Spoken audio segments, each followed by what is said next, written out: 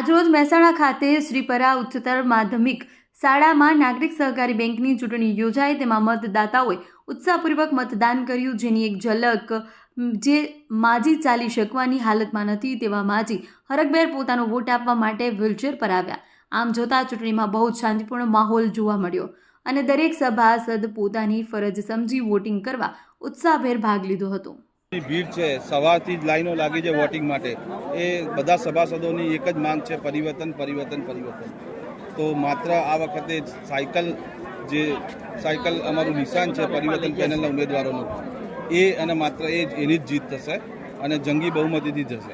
આ માહોલ વિશે તમારું શું માનવું છે? આ માહોલ સ્વયંભૂ આવેલો છે, કોઈ ભાડાની ગાડીઓમાં કે ખર્ચા કરીને બોલાયેલો નથી। આ સ્વયંભૂ માહોલ જે પૂરા સભાસદો છે બેંકના, એ પોતે પરિવર્તન ઈચ્છે છે, એના માટે સ્વયંભૂ પોતે નીકળીને વોટ આપવા નીકળ્યા છે। ચૂંટણી જે ચાલી રહી છે, અત્યારે જે પ્રક્રિયા ચાલી રહી છે, તેના વિશે તમારે કંઈ કહેવું છે? ચૂંટણી પ્રક્રિયા અત્યાર સુધી તો શાંતિથી શાંત માહોલમાં અને નિષ્પક્ષ થઈ રહી છે અને આગળ પણ આવી જ માહોલ જળવાઈ રહેશે અને કોઈ ઉમેદવારને કોઈ પણ પ્રકારની કોઈ તકલીફ નહીં થાય એવું તકેદારી પ્રશાસન દ્વારા લેવામાં આવી છે। 40 વર્ષે એક પ્રસંગ આપણા ઘરે આવ્યો હોય ને એવો પ્રસંગ જેવો માહોલ છે। લોકો સ્વયંભૂ આજે વોટિંગ કરવા બહાર આવે છે।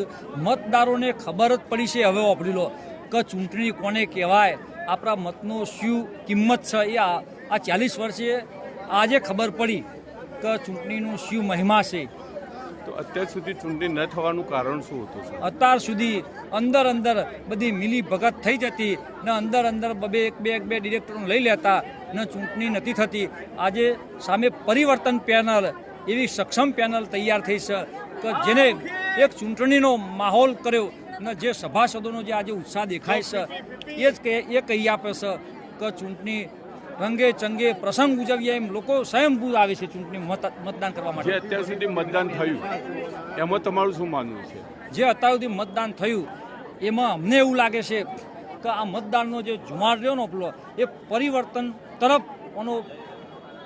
તરફ પવન ફૂંકાઈ રહ્યો છે। Okay, thank you sir.